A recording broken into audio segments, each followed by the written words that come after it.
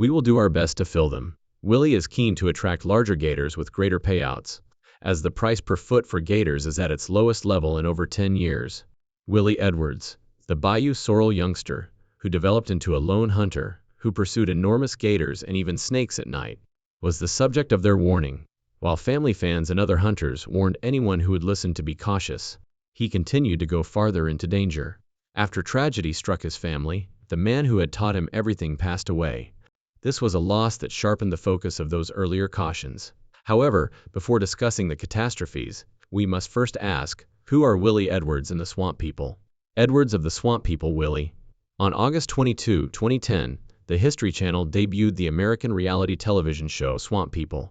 It immerses viewers in Louisiana marshes, revealing the everyday lives of the men and women who hunt American alligators for a profession. The Atchafalaya River Basin, a vast area of wetlands where families have subsisted for many generations, is the focal point of the presentation. The hunters on the show are not merely hunters for fun. This brief hunting season serves as many people's main source of income throughout the year. The first Wednesday of September marks the beginning of Louisiana's alligator season, which lasts for just 30 days. In order to capture as many alligators as their tags permit, hunters must contend with the passing of time, the weather, and the unpredictability of the swamp. These tags are more than just slips of paper. These permits are legitimate. Every alligator a hunter captures has to have a tag attached, and the state assigns each hunter a specific number. Their alligator hunting season officially ends when they run out of these tags. The remaining tags and the money they could have made are wasted if they don't fill them all by the end of the month. For this reason, the ultimate objective is to tag out before the season concludes. Hunting gators is more than just a job in this area. It has been a custom for almost 3 centuries, a talent passed down from mother to daughter, and occasionally from father to son. The hunters rely on lifelong knowledge, such as reading the water, identifying the hiding places of the largest gators, and traversing a swamp that can suddenly become lethal. Life doesn't suddenly become simple after the 30 days are finished. To make ends meet, the majority of these hunters take on other jobs. Some set traps for turtles, raccoons, or crabs, while others fish for shrimp, crawfish, or catfish. Many continue to hold regular occupations outside of the swamp, which you describe as striking a balance between traditional methods and contemporary demands. Each season, the show tracks a different hunting team, allowing viewers to get a close-up look at their abilities, familial ties, and strategies for overcoming swamp obstacles. While gator hunting is the focal point, Swamp People also depict other aspects of their lives, such as fishing excursions, animal hunts, and times when survival and tradition coexist. The Atchafalaya were not the only characters in the series after its 4th season. Although anchored in one location, the swamp culture extends much beyond a particular river basin, as demonstrated by the cameras that accompanied crews into other regions of Louisiana and even into Texas's marshlands. Who is Willie Edwards then? As in previous years, Junior Edwards and his son Willie started the alligator season together. They were a cohesive team throughout the first few episodes of their show. Soon, though, Willie began to fight hunts by himself. People took notice of the shift, primarily because Junior had just shot Willie in the hand by accident. However, it was evident from Willie's demeanor that the incident had not caused them to become estranged. 2 items caught Willie's attention while he was on the river. He started by taking chances that most hunters would have reconsidered because his maneuvers were daring and fast enough to catch the largest gators. Secondly, he never mentioned his father negatively, not even when he was shot, not after he was bitten, not when he was screamed at. Almost immediately after the accident, Willie went back to work with Junior. He continued to respect his father. He finally returned to share the boat with Junior, even if he hunted alone for a while, as Bruce Mitchell did. Junior's voice was frequently audible on the water, particularly when Willie brought a gator's head up 2 feet from Junior's rifle's barrel, rather than the 1.5 feet Junior preferred, or when his hook aim was off by a few inches. Junior has a wealth of experience and always wanted things done well. Willie, on the other hand, knew his father was a better hunter than he was, even if he was already competent. He thus paid attention, picked up knowledge, and continued to treat him with respect. It became clear from closely observing swamp inhabitants that every hunting team had a unique method of operation. Unless they were in a thunderstorm, Troy Landry relied on his staff to provide a consistent cadence, which he found with Clint and Liz but not necessarily with his son Jacob.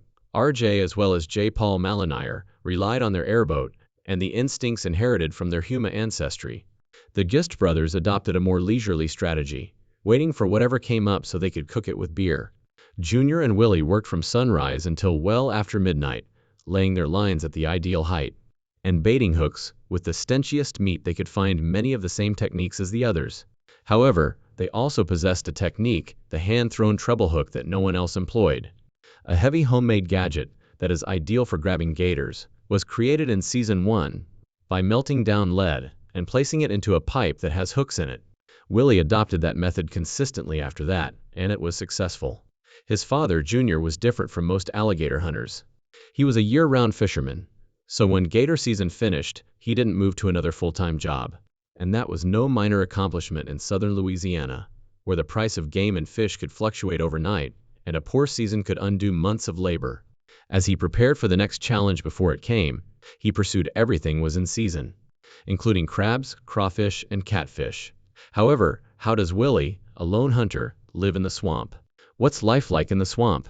The proverb goes, "Never turn your back on a dead gator in the swamp." And Willie Edwards discovered this lesson the hard way. The air was heavy with the smell of mud and wet grass, and the morning had been hot. He had encountered a large alligator while working the lines with Junior.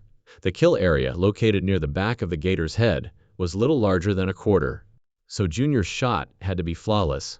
Willie seized their heavy homemade treble hook and hauled the beast into the boat as the rifle cracked, making a harsh sound on the quiet water. The only issue was that he was unaware that the gator was still alive. The alligator's jaws snapped, and its tail lashed as it reanimated as soon as it struck the deck. Impulsively, Willie placed his weight upon the gator's back to try to hold it down as Junior fumbled for another shot, since he didn't have time to think. The gator spun around so quickly that Willie nearly slipped out of his hold. With a crushing force that made his bones seem like they would crumble, its jaws found his hand and clamped down. Junior rushed toward him after he yelled for assistance, but all he had was a tiny pocket knife. It would take about 1,000 pounds of pressure to bite a 5-foot gator. This one was also refusing to let go. Junior forced the jaws open enough for Willie to grab his fingers free by wedging the blade between them. Junior leveled the weapon and fired again without wasting any time. This time the gator went limp, but the threat persisted. Every bite poses a serious risk of infection, because a gator's mouth harbors more than 38 different types of germs. Where his skin was broken by the fangs, Willie's fingers ached, and they knew that he might be in bed for days if he didn't clean it. For this very reason, the boys had previously carried hydrogen peroxide. You patched yourself up, kept the holes clean, and returned to work outside, unless the situation was severe enough to warrant a hospital. There was more to the marsh than gators. In only a few minutes, calm water could become a deadly trap, due to storms coming in from the Gulf. Few people were more aware of this than Troy Landry. When one of his friends attempted to cross Lake Verret in inclement weather, waves slammed over the boat, causing him to sink before he reached the bank. You must keep in mind that you are not swimming out if you venture deep into the water without a life jacket. Troy concluded one summer afternoon that the far side of the lake had the ideal gator sites. When they started off, the water was already rough, and halfway through, Whitecap crashed into the hull, causing spray to fly. In order to push through the waves, he yelled for his buddy to wait and use speed to start the motor. Fortunately, they arrived. Tommy Chauvin and Joe Lafont encountered a storm on the Lake Pontchartrain that same week. The gators had fled into hiding due to the wind, but Joe didn't want to return home without finding anything. Even though it would require them to traverse open water in the midst of the storm, he assured Tommy that they would try one more location. Tommy, however, had no interest in participating. The boat was soaked as the waves slammed fiercely against it, and the deck felt like it was about to give way. Tommy made his point halfway across, and they instantly turned around, realizing that the lake wasn't worth their lives. Other times, it was not the water that posed the threat. RJ discovered it when he followed a gator that was caught in a shoreline cypress trail. With its head motionless in the mud, the gator appeared lifeless. But the instant RJ approached, the gator lunged, and the line broke. Fortunately, his toes were unharmed and his boot took the brunt of the bite. However, the message was unambiguous. On land or in the water, a gator might still kill you. Troy Landry was plucking grass from a line when an 8-foot alligator clamped down on his arm, causing him to have a near miss. The gator was twisting and snapping, and the pain was shooting through him like lightning. Troy suffered severe cuts on both sides of his hand before they were able to control it. He insisted that the only reason he didn't faint was the adrenaline boost. However, There was another threat to Willie's safety: his father's firearm. Junior had shot a gator several times, while Willie was just a few feet away. On one occasion, Willie might have lost his eye when the bullet struck him in the face and arm. A 4 and higher, after bouncing off the gator's head. Long after the bleeding stopped, he still felt the burn from the lead. At other instances, the alligator's determination to survive was more important than its weapon or fangs. As you recall, Willie once pulled what he believed to be a dead gator into the boat, only to have it awaken and place all of its weight on his foot, breaking his toe. If his responses had been slower, he would have lost his fingers, and the bite tore his boot. Additionally, there were instances when the hunters themselves stepped over the line from courage to recklessness. J.A. injured 650-pound gator, once thrashed, and Paul Molinari dove into the water with it, wrestling it into a headlock. His dad, R.J.A., kept watch from the boat, aware that his son may drown if the gator rolled. It was a potentially disastrous maneuver, but they were able to knot its legs and drag it in. However, Jacob Landry discovered that not all of the dangers in the swamp were related to the alligators. When an ant-covered bait line became caught in the prop of his boat, the hook plunged deep into his leg and swung back into the deck. The agony struck immediately, and it was a number 3 shark hook with a strong barb. Even worse, in the confusion, they misplaced the boat key. They waited for another boat to pass and bring Jacob to shore as they were stranded in the bayou, and had no way to get out. At the hospital, doctors clipped the barb of the hook and pushed it through, cautioning him to be on the lookout for infection. The bayou was more than just a location of employment for the swampers. It served as a battlefield. The gators were always waiting and watching out there, and the hunter only had to make one mistake to become the hunted. A patriarch's passing. Willie Edwards had always been close to his family, and his parents, Junior and Teresa Edwards, were present with their 2 kids from the beginning of Swamp People. They made their debut in the first season, and continued to appear until the 6th season's conclusion. Junior and Teresa moved away from the TV after that, but Willie continued. He was the only member of the Edwards family to remain in the series, and he has done well for himself thus far. The show was more than simply seasons and cameras to Willie. It was a source of income for him. Willie continued the Edwards family's traditions of commercial fishing and alligator hunting, which had long been their main sources of wealth. His small family was maintained by the money he made from the program, and the consistent labor of the family's fishing business. Aside from their work in hunting and fishing, Junior, Teresa, and Willie also tried something new. They ventured into the tourism industry for a few years, providing fishing excursions and guided tours across the Atchafalaya River Basin. They gave tourists a chance to experience the marshes from the perspectives of those who had lived and worked there for many generations. They started selling shirts, hats, and other items at the same time, and many of these were purchased in bulk by nearby stores. The tourism and merchandise ventures kept them occupied for some time. However, the company's website was silent by 2015. The project waned, and the swamp and the water once again became their main priorities, either because the job wasn't profitable enough, or just because they decided to refocus their efforts on hunting and fishing. The perils that men and women faced in the Louisiana swamps were as real as the heat, the mud, and the alligators under the water, even though the swamp people were videotaped for television. For some, life outside the swamp posed a greater threat than the marsh itself. It also brought heartache. Randy Edwards died in an automobile accident in Louisiana on September 15, 2018. He was only 35. The advocate said that when he failed to make a left-hand turn, he was driving. The truck crashed into a utility pole after veering off the road. He was declared deceased at the scene, and was not wearing a seatbelt at the time. Ronnie Adams, a broadcast member, was posted by Swamp People via Junior and Teresa Edwards' Facebook page. Fans and other hunters were devastated and in astonishment when they learned about it. According to his obituary, Ry was survived by his wife and 3 children. The Edwards family continued to practice alligator hunting and preserve its traditions, even though his time on the show ended far too soon.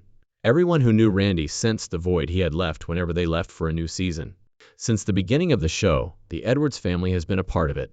Junior and Teresa Edwards have a son named Randy, who is the youngest. He goes hunting with their father and older brother, Willie Edwards. Growing up in the marsh, the brothers learned how to hunt and fish in the same areas where their family had been employed for many generations. Viewers are drawn to Randy because of his sense of humor and his determination to work hard under any circumstances. The family had yet another loss years later. Little Willie Edwards, Willie Edwards' son, posted on Facebook on Saturday, July 26, 2005, to inform people about the death of his grandfather, Junior Edwards. Rest easy, Papa. You're probably running your hoop nets or doing something crazy inside those pearly gates, he wrote alongside a photo of Junior and his father on the sea. Fans sent in messages, including, "Papa, you will be sorely missed. Until we meet again, you have our undying love." One person commented that one of their favorite show stars had been Junior. Ronnie Adams shared his tribute on Instagram, along with a photo of himself with Willie and his two boys, adding, "Praying for the Edwards in this time of need. Rest in peace, Junior." Another person merely replied, "No, I loved watching your dad and him in the swamps. Rest easy." Another hunter of swamp people, Ashley Dee Jones, also related her experiences. She described Junior as a true outdoor enthusiast and one of the best alligator hunters in the world. After a long day in the swamp, she recalled seeing him drag enormous gators into Duffy's gas station in Pierre Park, Louisiana. She commented, "Glad we took a second for a pic next to the pair's selfie." From 2010 to 2015, Junior Edwards was a frequent feature on Swamp People, hunting with his grandson and son Willie. With the message, "Surprise! Look who's back." He made a comeback for season 12 in 2021. Do you think these losses have anything to do with the warnings we have received about Willie Edwards? The warnings, he wrote, "Hunters must adhere to Florida's boating regulations, which include having navigation lights on at night and ensuring that each person on board has a life jacket. Hunting alligators is a dangerous activity, and anyone pursuing one must consider their survival as much as capturing the animal. Having the jacket stored somewhere isn't enough, though you need to wear it in the dark with tree stumps, hidden debris beneath the surface, and an irate gator on the line. This is because, once a gator is tied, its behavior can change instantly, and a vicious thrash could send a man into the water before he can get a chance to grab hold of anything. You don't wait to see if it will heal on its own if a gator bites you, even if it's just a quick snap that only leaves a small cut. The water they lived in was teeming with bacteria, so even a minor scratch could quickly turn into a serious infection. The only wise thing to do was to seek medical attention as soon as possible. Some hunters carry a bang stick for the kill, but if handled improperly, it can be a dangerous tool. It functions similarly to a firearm, so it must always be pointed in a safe direction. You must not aim it at anyone, and you must unload it as quickly as you can. Several men have been injured as a result of handling the bang stick like a stick rather than a gun. The Acapulco Basin, the largest river swamp in the United States, is a world unto itself. A vast expanse of hardwood swamps, open lakes, and winding bayous that is far from the safety of towns and roads. The Acapulco National Wildlife Refuge, located 30 miles from Baton Rouge, is a part of the Sherburne Complex, a public hunting ground. The Sherburne Wildlife Management Unit provides hunting for white-tailed deer, squirrel, rabbit, raccoon, woodcock, turkey, and a variety of waterfowl, while Louisiana law determines the seasons and licenses.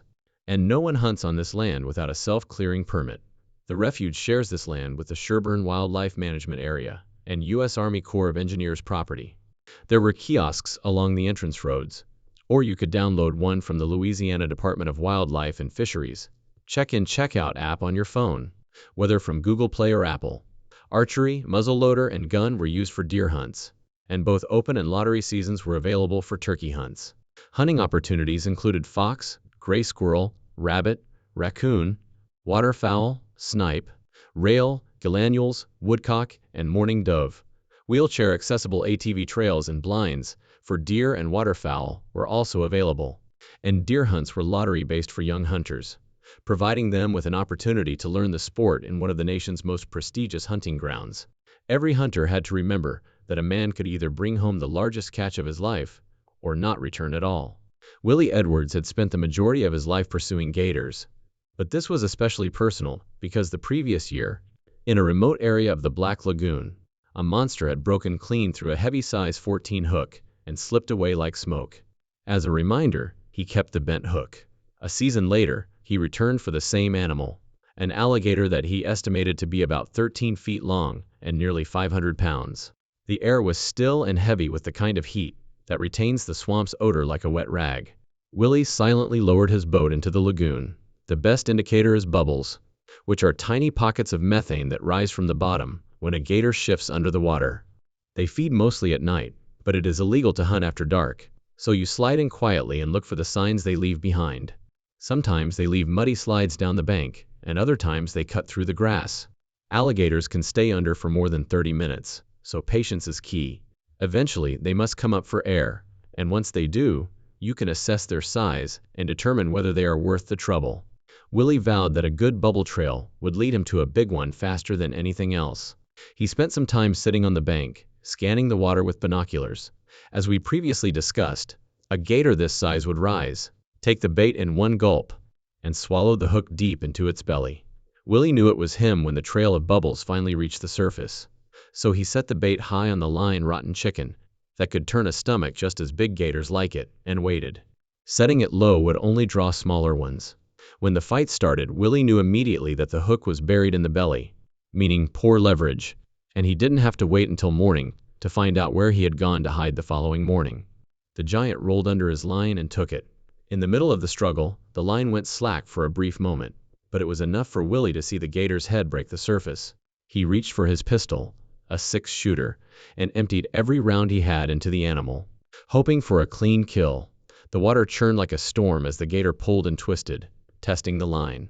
Willie braced himself, arms locked, feeling the weight at the other end. It was not your typical gator, though, as it continued to thrash and pull even after the shots were fired. Willie's cylinder clicked empty, so he quickly reloaded and fired again, and eventually the giant stayed.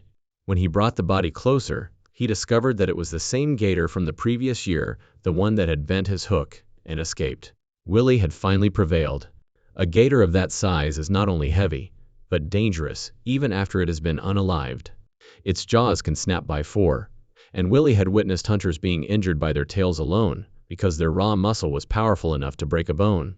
However, the difficult part came, getting half a ton of muscle and bone into his boat without the assistance of another pair of hands. When everyone thought they were done, he had even witnessed dead gators jump out of truck beds or slide right off trailers, which is why you always tape their mouths shut. Willie assessed the situation, deciding that he could not pull the gator by hand and that he needed assistance from the bank. He saw 2 trees near each other and used them as a pulley point, looping his rope to give him more leverage. 13 feet of reptile lay at his feet as the gator's enormous body slowly began to shift, sweat dripping and rope biting into his hands as he dragged it inch by inch over the boat's edge until it finally dropped into the boat with a heavy thud. The trees creaked under the strain, and for a moment he wondered if they would hold. Willie Edwards had experienced danger, loss, and difficult lessons in the swamps, but he always comes back just as his father taught him to. He stood there for a moment, catching his breath, knowing that warnings about danger in the Black Lagoon weren't just words. They were the truth you learned the hard way. After everything he's been through and lost, one question remains. How many more warnings will it take before the swamp finally claims him? Please share your thoughts in the comments section, and don't forget to like, share, and subscribe for more videos. Some people admire his bravery, while others wonder if the risks are worth it.